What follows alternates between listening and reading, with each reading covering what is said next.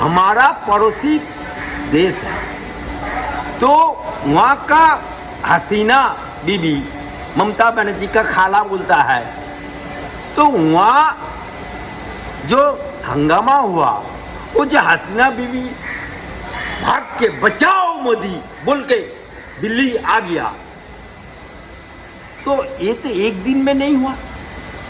वहाँ तूस का आगुन धीरे धीरे स्लोली जलते जलते जलते आज बस्ट हुआ। ठीक जैसे वहाँ इस्लाम धर्म का जलसा होता है, मौलाना मौलवी जो दाढ़ी वाला टोपी वाला मौलाना होता है, मौलवी होता है, वो इस्लामिक जलसा में ये हसीना सरकार के विरोध में खिलाफ में इतना दाव कर आगुन जलाने के लिए जो वो लोग को उत्साहित किया, वहाँ का जमात इस काम में लगा हुआ, वहाँ का बीएनपी पार्टी इसमें लगा हुआ है। उनका बीएनपी पार्टी का तो स्लोगन है देश तक की तुम्हारे बापे न की बोल के स्लोगन दिया, गाना गाया। तो ये जो हुआ ये बहुत शर्म का बात है, ये बहुत ही गंभीर का बात है। हसीना बीबी जब भाग के आया, हमारा पड़ोसी देश, ये जो देश है हमारा इंडिया, भारतवर्ष, हिंदुस्तान, यहाँ 85% सनातनी, 15% मुसलमान और अदर्स। लेकिन हमारा मोदी का दिल इतना बड़ा है जो हसीना हमारा देश में उसको आश्रय दिया, लंदन नहीं दिया, पेरिस नहीं दिया, हसीना को सेंटर दिया हमारा मोदी। हम लोग जो 15% है, जो बोला था यहाँ का जो सेक्युलरिज्म पार्टी है बोला था, कांग्रेस बोला था, जो बीजेपी जब आएगा सत्ता में आएगा तो कुरान पढ़ने में बंद कर देगा, नमाज पढ़ने बंद कर देगा। कौन सा मुसलमान हमारा देश से भाग के बांग्लादेश गया? कौन सा मुसलमान नमाज पढ़ा बंद किया? कौन सा मुसलमान मस्जिद में आज़ान बंद हुआ? कोई नहीं हुआ, कोई नहीं हुआ।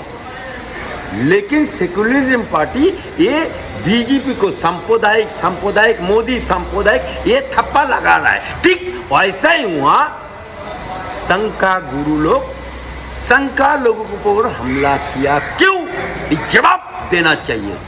कुछ फिल्म अभिनेता लोग हैं, कुछ राजनीतिक दल है, दोनों ने कहा है कि भारत में मुसलमानों को डर लगता है, तो फिर ये शेख हसीना भारत क्यों आई? और भी बहुत सारा मुस्लिम कंट्री था, वहाँ पर तो जाना चाहिए था। देखिए यहाँ जो मुसलमान है 15% देश में है और बंगाल में 30% है। ये सनातनी का दिल इतना बड़ा, ये लोग कुटुंबों को सेवा करने जानता है, इसीलिए यहाँ का मुसलमान सर ऊंचा करके बोलता है नारे तकबीर अल्लाहू अकबर, आज जो बोल सकता है। लेकिन बांग्लादेश में संख्या लोगों जो है हिंदू धर्मावलंबी, उसको ऐसा जलाया, ऐसा कुछ किया, ऐसा हुआ। तो आंदोलन था छात्र आंदोलन, लेकिन हो गया सांप्रदायिक आंदोलन, धर्मीय आंदोलन। आज से कुछ साल पहले वामपंथ का जमाना में तस्लीमा नसरीन एक किताब लिखा था, लज्जा, किताब का नाम है लज्जा। उस किताब में लिखा था ये बांग्लादेश में धर्मीय संतरास चल रहा है, धर्मीय संतरास।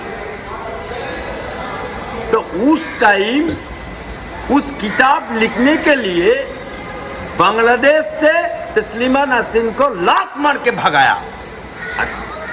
हमारा बंगाल में उस सेंटर लिया था।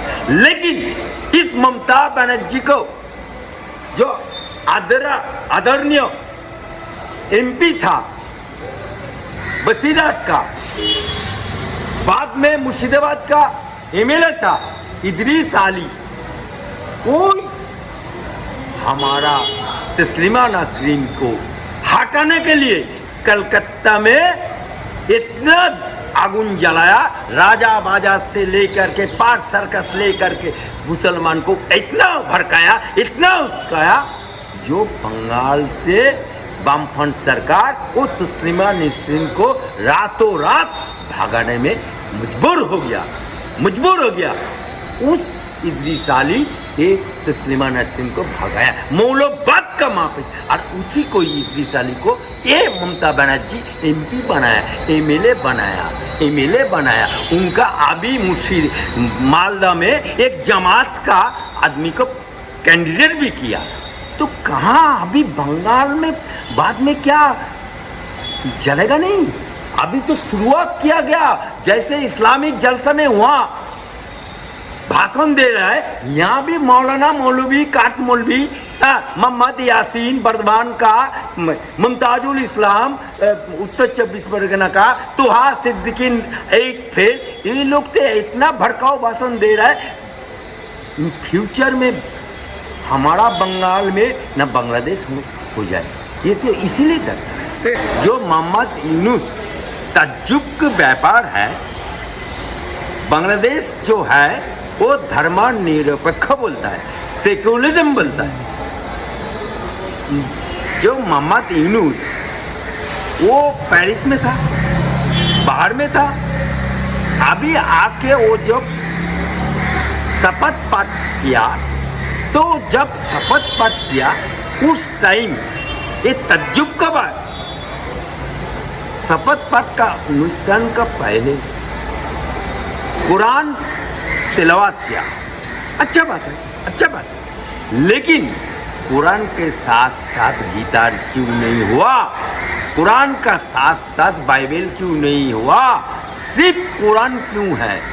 वो तो इस्लामिक राष्ट्र नहीं है कि सिर्फ कुरान के, वहाँ संघ का गुरु मुसलमान है, इसीलिए वहाँ सिर्फ कुरान पाठ होगा।